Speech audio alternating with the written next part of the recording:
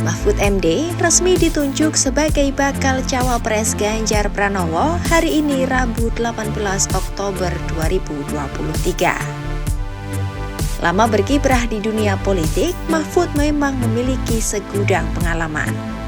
Setidaknya dalam karirnya Mahfud sudah jajal 3 lembaga di negeri ini, yakni eksekutif, legislatif, dan yudikatif. Mahfud pernah menjadi menteri, anggota DPR, dan ketua Mahkamah Konstitusi. Memiliki nama lengkap Muhammad Mahfud MD, Mahfud lahir di Sampang 13 Mei 1957. Mahfud menyelesaikan program sarjananya di Fakultas Hukum Universitas Islam Indonesia pada tahun 1983. Setelah lulus, Mahfud kemudian bekerja sebagai dosen untuk alma maternya.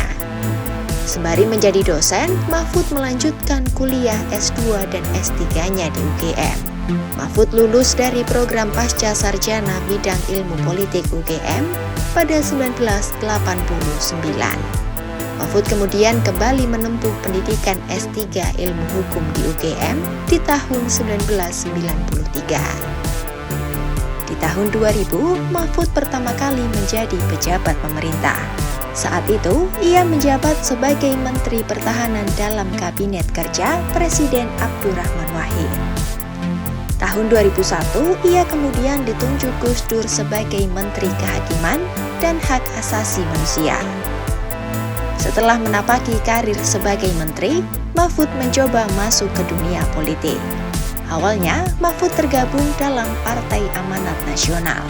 Namun kemudian ia pindah ke Partai Kebangkitan Bangsa. Lewat situlah, Mahfud kemudian bisa menjajal jabatan sebagai anggota DPR RI. Di tahun 2004 hingga 2006 dan 2007 hingga 2008, Mahfud pernah menjadi anggota Komisi 3 DPR RI dan Komisi 1 pada 2006 hingga 2007.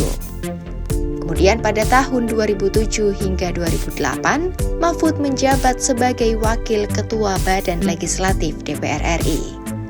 Tidak hanya pernah masuk di ranah dunia politik, pada 2008 Mahfud terpilih menjadi Hakim Konstitusi melalui jalur DPR. Ia juga terpilih sebagai Ketua Mahkamah Konstitusi selama 2 periode, yakni 2008-2011 dan 2011 hingga 2013.